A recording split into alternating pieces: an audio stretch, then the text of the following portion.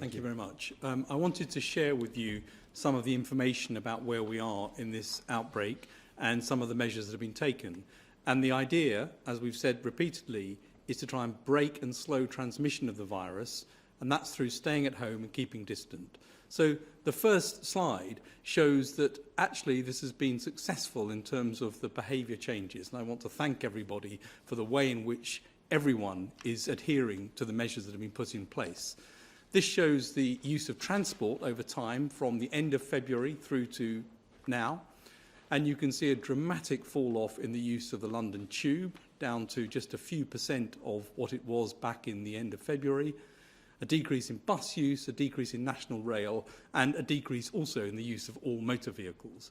So the measures are in place, they are making a difference, they are decreasing the contact, which is so important to spread the disease, and we're doing a good job at cutting that down. Now, the reason that's important is because, of course, it then prevents the number of cases, should reduce the number of cases. Next slide, please. So this shows the number of new UK cases, and I'll repeat what I've said before. This is cases that are detected with a positive test, so it's an underestimate of the total number of cases, and it's those cases which have been tested because they've come to hospital. What you can see is there's been an increase in the number of cases since the middle of March through to today. We expect that the measures that are in place that have caused that social distancing, the stay-at-home message, will be reducing the number of cases of transmission in the community and decreasing the number of cases overall. As the cases flatten off, and we shouldn't take too much attention to individual day-to-day variation, we need to look over time and see what's happening, we would expect this, in turn, to decrease the number of people needing admission to hospital. Next slide, please. This graph shows the total number of people admitted to hospital since the middle of March, which is now 8,000 people with coronavirus. That's gone up pretty much the same amount each day for the last few days. That shows that it's going up not in an increasing amount, but going up in a constant amount, which may suggest that we're already beginning to see some effects through. About half of those cases, slightly under half, are in London, but what you can see in the lower lines on this graph is that we're also seeing cases throughout the UK. So the message, stay at home, protect the NHS and save lives, is true everywhere in the UK.